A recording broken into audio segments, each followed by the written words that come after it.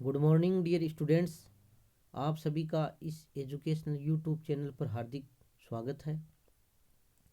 प्रिय विद्यार्थियों, पिछले वीडियो में हमने भारतीय कला की मुख्य विशेषताओं के बारे में अध्ययन किया था और आज हम भारतीय कला का जो विकास हुआ है विभिन्न कालों में, इसके अंतर्गत सैंधव कला और मौर्य कला आदि के बारे में अध्ययन करेंगे। भारतीय कला की अपनी विशेषताएं हैं जो कि विश्व में अद्भुत हैं और भारतीय कला का विकास प्राचीन काल से आधुनिक काल तक निरंतर प्रवाहमान रहा है। ये एक ही काल में इसका विकास नहीं होकर इतिहास के विभिन्न समय में विभिन्न परिवर्तन इसमें हुए हैं और ये विकास की ओर गतिमान रही है। तो सर्वप्रथम सिंधु घाटी सभ्यता के अंतर्गत भारतीय कला का पर्याप्त विकास हुआ और इस काल में वास्तुकला के क्षेत्र में काफ़ी प्रगति हुई।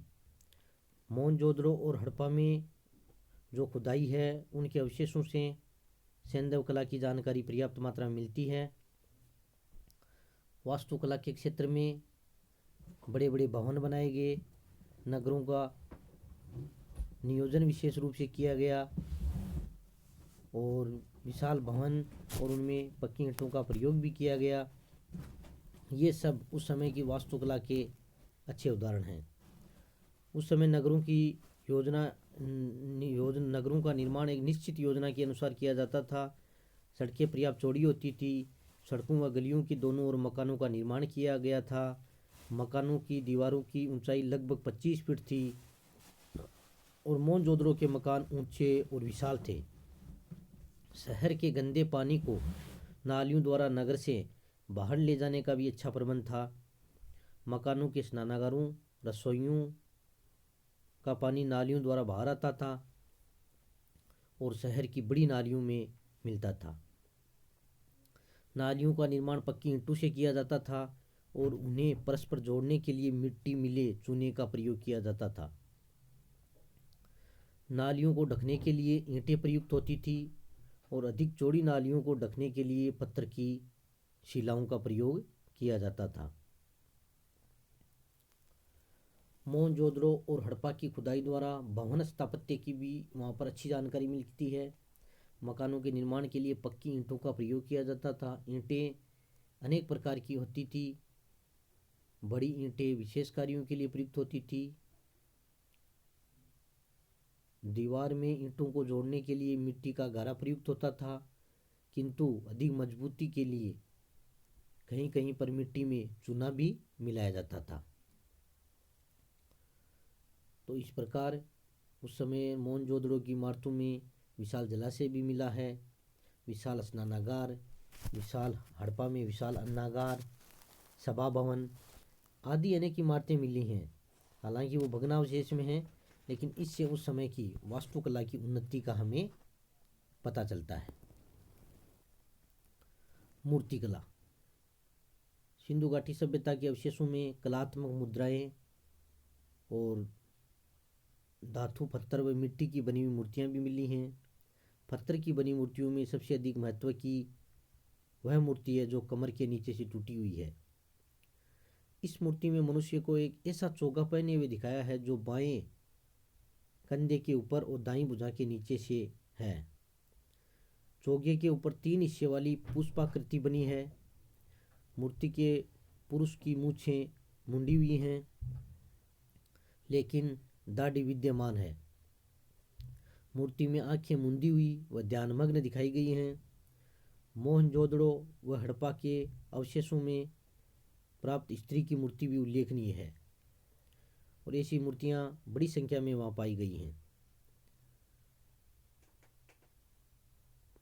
मोहनजोदड़ो से ऐसी मुद्राएं भी प्राप्त हुई हैं जिन पर कई देवता की आकृति अंकित है, जिसके 3 मुख हैं और जिसके सिर पर सींग बनाए गए हैं। और इस देव मूर्ति के चारों ओर अनेक पशु, हिरण, हाथी, शेर और भैंस की आकृतियां बनाई गई हैं। विद्वानों का मत है कि ये मूर्ति पशुपति शिव की है। तो इस प्रकार मूर्ति कला के क्षेत्र में भी भारतीय कला का विकास सिंधु घाटी सभ्यता से प्रारंभ होता है। आभूषण कला, उस समय आभूषण बनाने की कला भी विकास की ओर थी, उन्नति पर थी।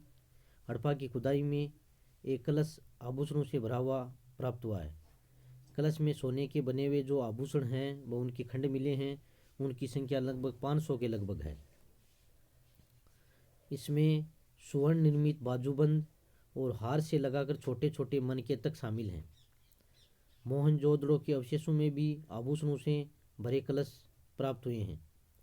इन आभूषणों में अनेक लड़ियों वाले गले के हार, बाजूबंद, चूड़ियाँ, कर्णफूल, झुमके, नथ आदि बहुत प्रकार के आभूषण विद्यमान हैं।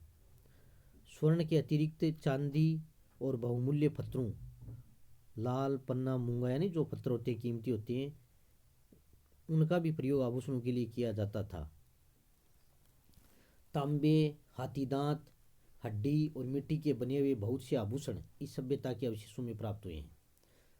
सैंधव सभ्यता में धातुओं द्वारा यानी धातु कला का भी वहाँ पर पर्याप्त विकास मिलता है। उस समय धातुओं द्वारा बर्तन और औजार बनाने की कला भी उन्नत अवस्था में थी। धातु में तांबे का प्रयोग प्रचुरता से किया जाता था और चांदी के तो केवल 3 ही बर्तन उपलब्ध हैं, लेकिन तांबे और पीतल के बर्तन बहुत बड़ी संख्या में उपलब्ध हुए हैं। तांबे का प्रयोग औजारों के निर्माण के लिए किया जाता था और इसके अलावा तांबे और पीतल की बनी अनेक मूर्तियां भी प्राप्त हुई, जो कि धातु कला के श्रेष्ठ प्रमाण हैं। इसके साथ साथ वहाँ पर मृदभांड कला का भी काफ़ी विकास हुआ। मिट्टी के बर्तन बनाने की कला, मृदभांड मिट्टी के बर्तन बनाने की कला का भी पर्याप्त विकास हुआ। विभिन्न छोटे बड़े मृदभांड भी मिले हैं और उन पर चित्रकारी भी की गई है, और जिससे उस समय की मृदभांड कला का विकास का हमें पता चलता है। इसके बाद में सिंधु सभ्यता के बाद में जो वैदिक काल आया, इसके अंतर्गत कला का पर्याप्त विकास नहीं हुआ और ये समय कला के विकास में अवरुद्ध काल माना जाता है। इसके बाद में मौर्य काल में कला का पर्याप्त विकास हुआ और कला ने उन्नति की ओर अपना अग्रसर हुआ। मौर्यकालीन कला के अंतर्गत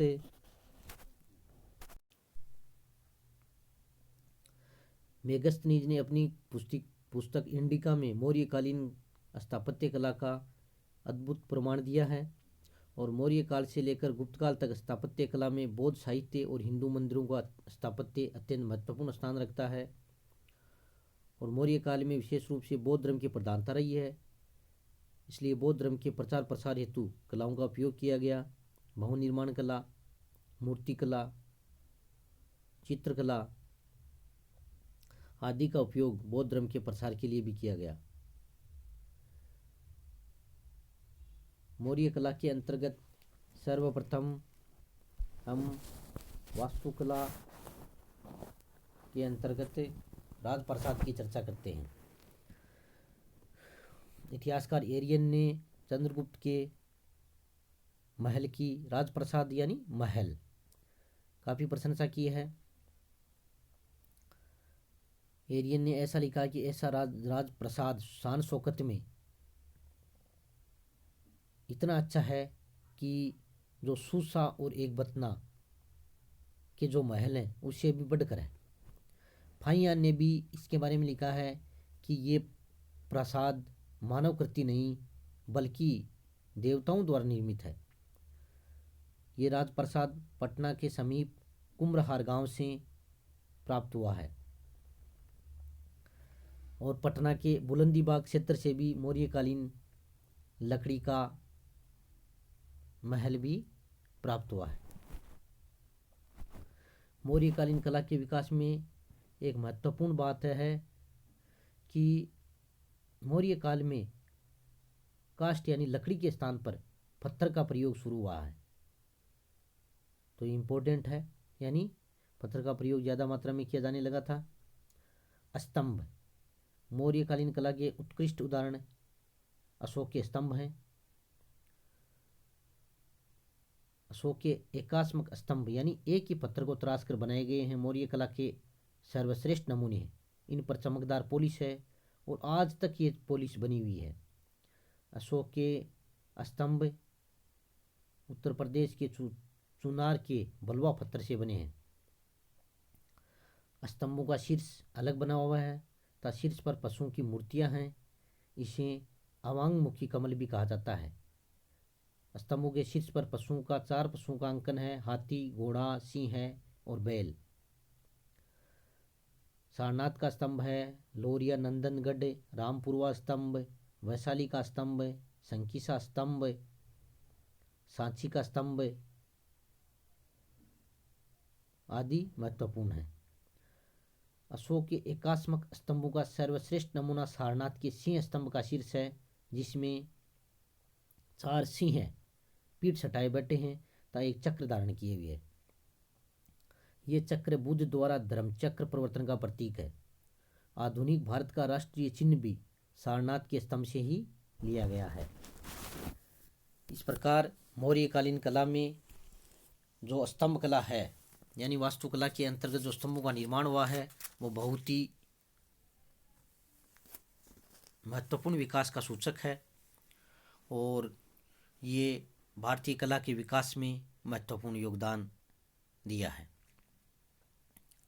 स्तूप, मौर्य काल में स्तूपों का भी निर्माण हुआ। महात्मा बुद्ध के अस्थि अवशेषों पर जो कटोरे के समान जो आकृति बनाई जाती थी उसे स्तूप कहा जाता था। और बौद्ध स्रोतों के अनुसार तो मौर्य सम्राट अशोक ने 84,000 स्तूपों का निर्माण करवाया था और सांची व भरत के मूल स्तूप का निर्माण भी मौर्य सम्राट अशोक ने करवाया है। और इन स्तूपों से भी हमें मौर्यकालीन कला की महत्वपूर्ण जानकारी प्राप्त होती है और उस समय कला के विकास में जो प्रयोग किया गया उसके स्तूपों की जो आकृति है वो वृत्ताकार या वर्गाकार है और उनके चारों ओर पत्थर की वेष्टिनियां भी हैं। वाराणसी में सारनाथ के समीप धर्मराजिक स्तूप है, वो भी महत्वपूर्ण है और 6वीं से 12वीं शताब्दी तक इस स्तूप को 6 बार पत्थर की शिलाओं से आच्छादित किया गया। यह स्तूप पाषाण के ऊंचे चबूतरे पर बने हैं और मौर्यकालीन कला में इनका महत्वपूर्ण रोल रहा है। गुहा विहार, मौर्य काल में वास्तुकला की एक नई शैली को जन्म दिया। गुफा निर्माण कला यानी गुहा विहार का निर्माण बिहार में गया जिले के बाराबर के में 4 गुफाओं का निर्माण मौर्य सम्राट अशोक ने करवाया था। इनका निर्माण आजीविकों के लिए करवाया गया। इनमें कर्ण, सुदामा, चौपार तथा विश्व झोंपड़ी प्रमुख हैं। और बाराबार की पहाड़ियों में लोमस ऋषि की गुफा भी मौर्यकालीन है। इसका निर्माण अशोक के पुत्र दशरथ ने करवाया था। दशरथ ने नागार्जुनी पहाड़ियों में भी आजीविको धर्म के अनुयायियों के लिए 3 गुफाएं दान में दी, इनको प्रदान किया। इनमें गोपी गुफा, वापी गुफा तथा पदथिक गुफा महत्वपूर्ण है। तो इस प्रकार गुहा विहार में भी मौर्य काल में पर्याप्त उन्नति हुई। लोक कला, लोक कला के अंतर्गत जो मूर्तियां प्राप्त हुई हैं उनमें मथुरा के परखम ग्राम से प्राप्त यक्ष मूर्ति लोक कला यानी स्थानीय कला, ये मणिभद्र की कहलाती है। पटना के दीदारगंज से प्राप्त यक्षी की मूर्ति, बेसनगर से प्राप्त यक्षी की मूर्ति और राजघाट से प्राप्त त्रिमुख यक्ष की प्रतिमा, ये लोक कला के उदाहरण हैं। पटना के बुलंदी बाग से भी नर्तकी की एक मृण मूर्ति प्राप्त हुई है, जिससे भी उस समय की लोक कला के उदाहरण मिलते हैं। यानी जो लोक कला है उसके अंतर्गत प्रमुख रूप से यक्ष यक्षिणी की मूर्तियां प्राप्त हुई हैं। इस प्रकार भारतीय कला का निरंतर विकास होता रहा है। इस वीडियो को सुनते समय आपको ये पॉइंट्स हैं, इनको नोट करना है और इनको याद भी करना है, और इसके साथ साथ आपको होम असाइनमेंट भी करना है। इसी के साथ साथ बहुत बहुत धन्यवाद।